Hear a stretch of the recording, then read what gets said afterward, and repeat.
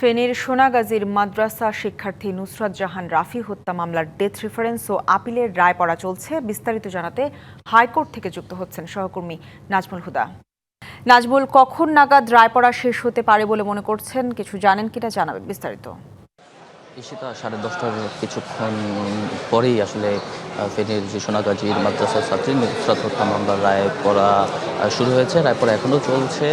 বিচারপতি KM রাশেদুজ্জামান রাজা তিনি মূলত রায়টি পড়ছেন। তো এই রায় পড়া আরও কিছু সময় হতে পারে। সেক্ষেত্রে দুপুর বা দুপুরের পর নাগাদ পর্যন্ত রায় পড়া চলতে পারে এবং রায় পড়া শেষ হলে পরবর্তীতে আসলে যেই 16 জন আসামি যাদেরকে মৃত্যুদণ্ড দেওয়া হয়েছিল, এর মধ্যে মাদ্রাসার অধ্যক্ষ সিরাজউদ্দৌলা রয়েছেন এবং বাকি যে 15 আসামি তাদের আসলে কার কি দায় আছে, বিচারিক আদালতে যে রায় দিয়েছিল 16 জন মৃত্যুদণ্ডের রায়, সেই রায়টি বহাল রাখবে কিনা বা কতজনের মৃত্যুদণ্ড বহাল রাখবে বা কাউকে যাবজ্জীবন দিবে কিনা বা কোনো আসামিকে খালাস করে দিবেন কিনা অথবা কারো সাজা কমিয়ে দিবেন কিনা, এই বিষয়গুলো আসলে চূড়ান্ত রায় দিবেন। তো এখন রায় পড়া চলছে, দুপুর বা দুপুরের পর নাগাদ রায় পড়া শেষ হতে পারে। আপনাকে একটু জানিয়ে রাখতে চাই, এটি মূলত একটি নারী ও শিশু নির্যাতন দমনের জন্য ডেথ রেফারেন্স এবং আপিল শুনানির বিশেষ বেঞ্চে মূলত এই রায়টি করা হচ্ছে। গত 10ই জুন এই বেঞ্চটি গঠন করা হয়েছিল, যেই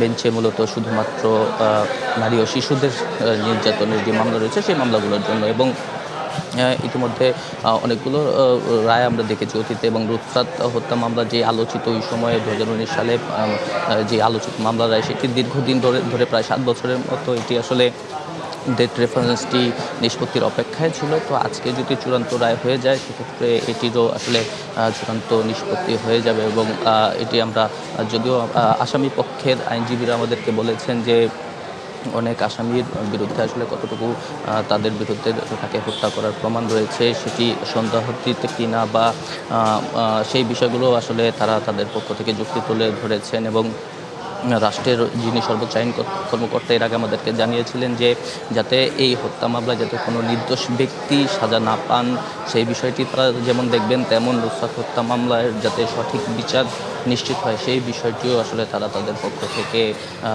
দেখবেন। এবং সেই একটি ন্যায় বিচার আসলে তারা দিন শেষে প্রত্যাশা করেন। আমরা জানতে পারবো চূড়ান্ত রায় যখন দিয়ে দেবে তখনই আসলে আমরা জানতে পারবো কার কী দায়িত্ব এবং কাকে কী ধরনের সাজা দেওয়া হলো। ঈশিতা, নিশ্চয়ই চূড়ান্ত রায় আসলে আপনার মাধ্যমে আমরা বিস্তারিত আরো জেনে নিব। ধন্যবাদ আপনাকে।